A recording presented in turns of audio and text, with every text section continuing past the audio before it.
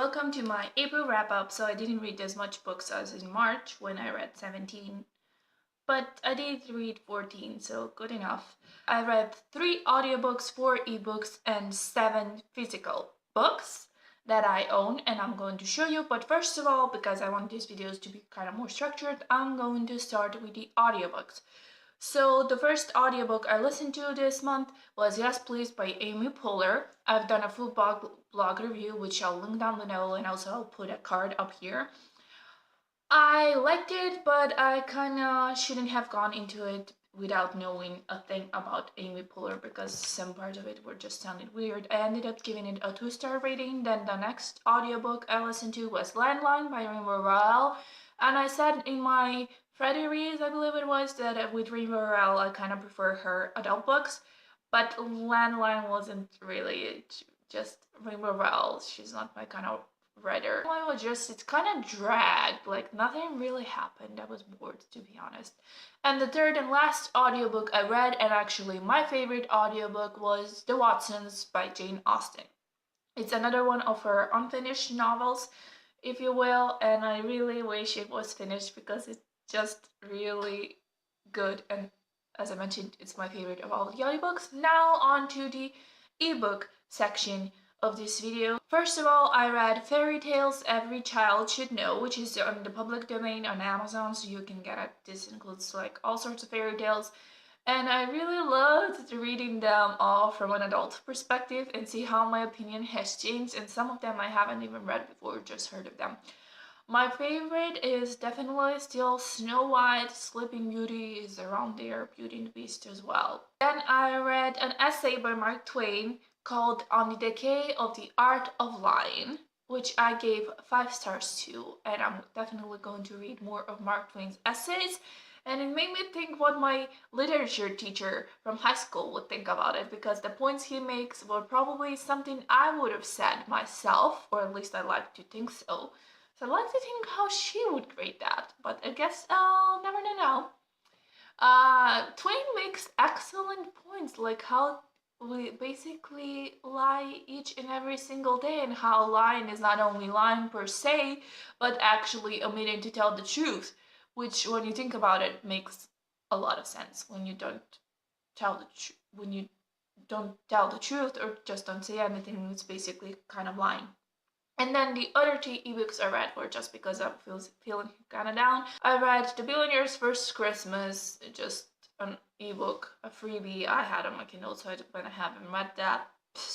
Regular billionaire romance. And the second one, and the other one, is also The Billionaire's Counterfeit Girlfriend, which was slightly better than The Billionaire's First Christmas, but you know. Now for the physical books I read. So the first one I read was, now for the physical books I read, the first one was Momentary Delay by Reha Çermoroglu. This is about a man called Charles. He's in the Ottoman Empire, and he basically tries to assassinate the Sultan, but actually ends up working for him. This was really disappointing. Like, I appreciate the idea that the author had, but it wasn't good execution. And then I buddy read a book with Isabella the Bookaholic, linked to her channel below, and that's All Quiet on the Western Front by Eric Maria Remarque. This book was so good. It's like a look on the war, and it's about the First World War until the Second World War, and it's about this 18 or 19-year-old boy who got recruited before even finishing high school. And then I read Schooled in Revenge by Jess Lasky. I mentioned that I'm a fan of the TV show, and I'm really pissed that they're going to cancel it. They're canceling the TV show. Anyways, I read this book because Jess Lasky works on the show, and I thought this was going to be a good book, and I thought that Emily Thorne was going to be a major character in this, which she wasn't. I've done a blog review, which I'll link below, and in a card up here. Really disappointing. It was like, meh, you know. Then I read a fantabulous book, and that's The 13th Tale by Diane Satterfield. This book is, first of all, really pretty. pretty, the hardcover itself. I'm not gonna take the dust jacket off now because I showed it in a previous video. And it's a bookworm's dream.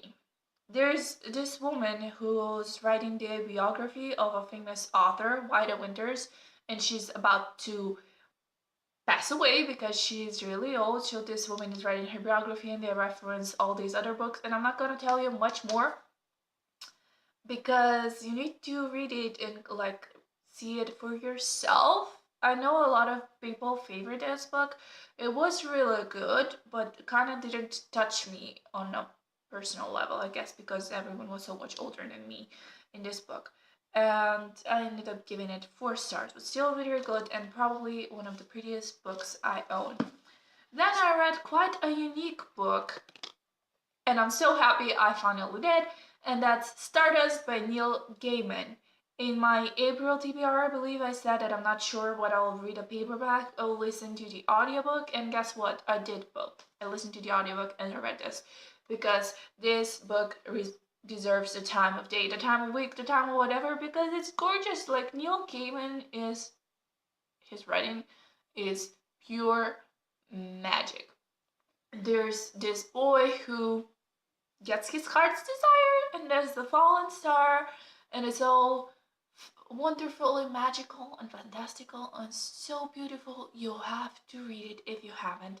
And I also highly recommend the audiobook because, as I mentioned earlier, Neil Gaiman reads it himself, and that's an experience in its own. Then I finally read Every Day by David Levithan. Now, I'm still not sure how I feel about this. It's different from the other YA novels I've read, and it kind of has to be a unique concept, but I don't know. It's about this person, I think you could call it, A, that every day wakes up in a different body, but every day he's in love with the same girl. And I'm not gonna say much else, but I kind of wish some of the bodies or people's bodies that A gets to spend a day into had quite intriguing life stories, and I kind of wish I would have seen more from them. And that ending was so sad. Like, all the characters have the story of their own. Some have family issues, like all sorts of problems, and it's really touching. And I'm happy I finally read it. And I think I'm going to do a full video review sometime soon talking about it because this book deserves its own video review, seriously. And I'm definitely looking forward to reading the second book, which is set to be released in August of 2015, and that is now one of my most anticipated releases of the year. And the last book I read was almost my favorite of the physical books I read, and that's a book you saw in my pre-birthday book haul just on Monday, and that's Sleeper in the Spindle by Neil Gaiman, illustrated by Chris Riddell. Yes, lots of Neil Gaiman's audiobooks and 2 other books, so that's can count as 3 books total. This is a retelling of Sleeping Beauty and Snow White, and it's beautiful. Beautiful. The illustrations, Chris Riddell has done a magical job. I won't tell you much more except, yeah, it's my first experience with an illustrated novel. I adored it. If this is what graphic novels look like, bring it on. Bring more. This is the prettiest book ever. And I know I just said that about the 13th Tale, but really, they're both the prettiest books ever. And Stardust and The Sleeper in the Spindle are my favorite physical books of the month. So let me make a nice pile of the physical books. Here they all are. Let me know what you read in April, whether you read any of these books, whether you like them. And I'll see you on Monday with my May TBR. Give this video a thumbs up, comment down below, and I'd really appreciate it if you subscribed to my channel. Goodbye!